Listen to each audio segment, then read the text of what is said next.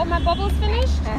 This is your girl Tosh Alexander, and I'm here with Reshma B at Boom Shot at this lovely random park here in New York City.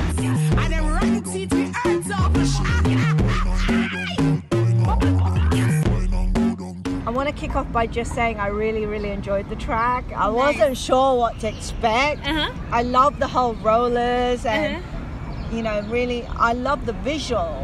Normally it's always about what it sounds like, but I think visuals is getting more and more important. Absolutely.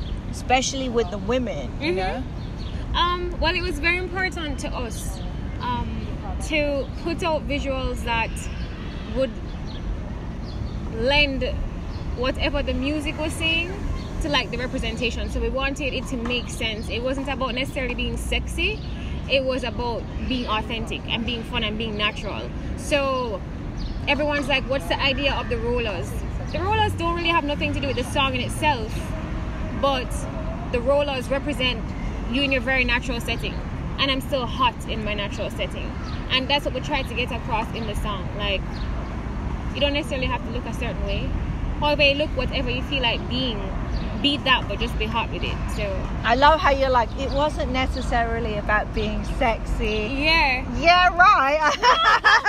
I mean, it's pretty, I think a lot of guys might not agree with you. I think it was okay. You see how your hair is like beautiful and fluffed, like me. Thank you. Yes, by the way, I lovely head of hair.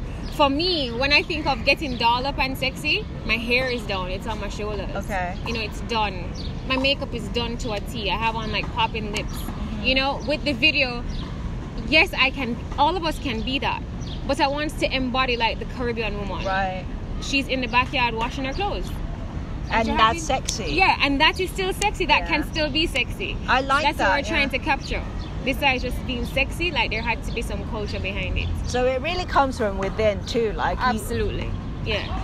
When looks the doggy we're glad me get some girl hype and them never get none. Why do you think it's important to have that bit of like the US?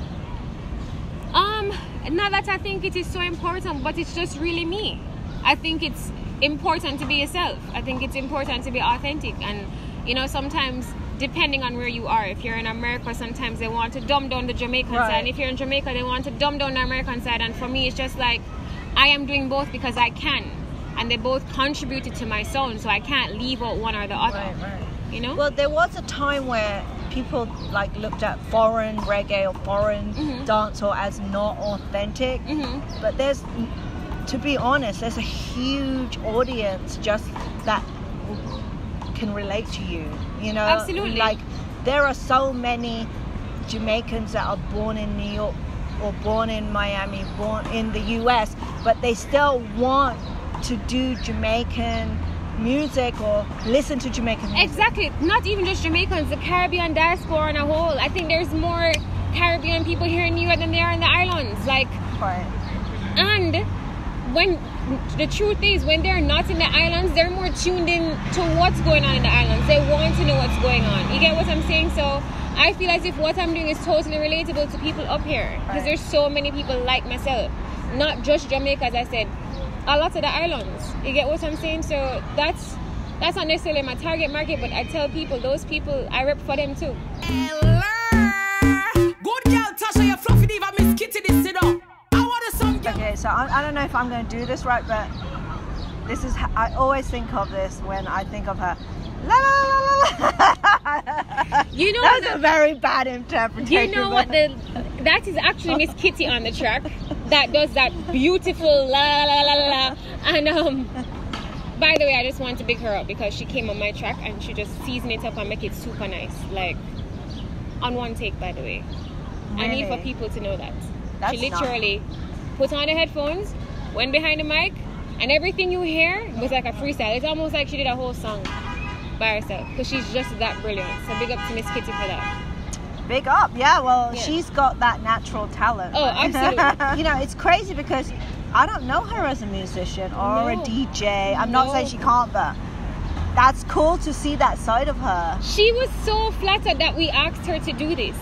And I'm looking at her like, do you even hear this song? This is your mantra. This is what you rep. You're all about woman and having confidence, and regardless if you're fluffy, if you're maga, like this is what you're supposed to do. So that's why she was a perfect fit, not because she's her voice, but her energy and what she pushes to the audience. You know what I mean? This song is her motto. No gun in a baggy, but we still bust gun. Every rebel salute when the queen touched down. This song is so much fun to me because the right energy, the right people were around me doing it. Agent Sasko, Wayne Marshall, and Tifa.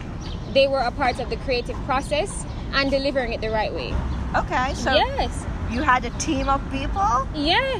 When I got the rhythm from Benjamin, I said, no, I have to approach this differently. I normally sing, by the way. I like the melodies and stuff, the soft, pretty thing. And when I heard it, I was like, no. When I hear this, I want to wind up. So people need to feel that way. Yeah. And I can't go on this singing pretty. I need to come real correct. So, you know, lyrical master Sasko. Wayne Marshall, he's always been known for his catchy melodies and just like his play on words. And Tifa, for me, after we laid the song, I realized I wasn't delivering it the way I wanted to. And I was like, Tifa can help. And she just came on board. And as I said, the right energy, the right people who were excited about the song, excited about the direction. And then Miss Kitty just came and fluffed it up. No cobweb, no grunage, no damn bite. I want some grass mite, I want some achi mite. I'm sure everyone's like expecting like a whole new world from you now. I am all for the challenge though. This is me challenging myself. I'm really excited about it. It's sometimes if you keep doing the same thing, it gets monotonous and not so much fun anymore. I'm having fun with music again, and I feel that's why this one is catching so much, because people can feel that. Can't trick the listener, you know what I mean? Yeah, so I have a next single already. I think that one is fun too. And I just found a way to fuse the patois, that same kind of dialect, but with a little bit of melody. Same kind of beat that makes you want to move though. So it's not out yet? No. All right, you have to give us a little verse from that. Really? Yeah. That's what we do. Ready? Okay. So I kind of, where you can tell me where I got it from. Because I kind of teep a little something from one of our greats. Okay, you go. We gonna have a good time tonight. You come first. The next time will work. Oh man! You rule, you and you come first. Big it up, big it up. It's a Buju Banton song. Oh, yes! Yeah. So I kind of take a snippet of that. He's coming home this December. Oh my God. What do you think that's going to do for reggae? I'm so excited. I think we're all excited. Aren't we all? That's a legend right there. How do you think that's going to impact reggae again? I mean, I think reggae has been doing very well on its own. Let's just put that there. Reggae recreated itself a few years ago in terms of like spiking again and getting everyone's eyes on it, you know, between Chronix and Protege and Kabaka and all them. That's there. But the living legend is back. The person that has influenced so many of us. You know, this is a reason to celebrate. I'm sure he's going to come back out. I'm sure his songs are going to be fire. He's been in there. I'm sure he's been penning for a very long time. So this would only help the genre, help the music, and help like dancehall, reggae, just the whole culture altogether. I'm excited for it. I'm excited to hear that song now. Yeah, and the thing is that with this song, why it's different, I've always been kind of safe in music.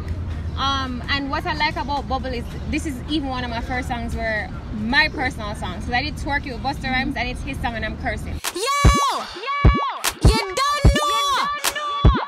This time when we come here, we come for flatline everything in this bomb clan till clash done. For real! But Bubble is, this song is the first time I've ever cursed in, right? So that's a big deal to me. This next song, the content is I'm taking the guy home with me. I've never sung about that. So I'm experimenting with even different content and being a little bit more open and real. Yeah. You know, so you should look forward to that song. We will. How can I forget about the Busta song? I wanted to talk about how that connect happened. Okay. No, I had a mutual friend who knew Pharrell very well. And when he came to Florida, she's like, you have to meet him because she thought I was so talented. And it so happens that time that we met him, Busta was in the studio, they were doing work together. And he's like, yeah, Yadi. And I was like, yeah, I think so. He said, yo, I want you to do something. And at the time, we got on the track and just messed around. They didn't ever want me to sing. Right. They always wanted me to use that cultural side to me.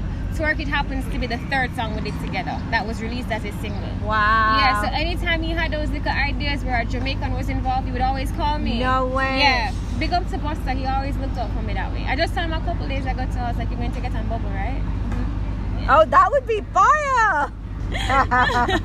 Yeah, so you heard it here first. Oh my God. Yeah. I bet he'll do it. He's such a great guy. Yeah, and he's definitely all about pushing new talent and putting the culture first. Amazing. Yeah, man. Clean every day like barrel just come.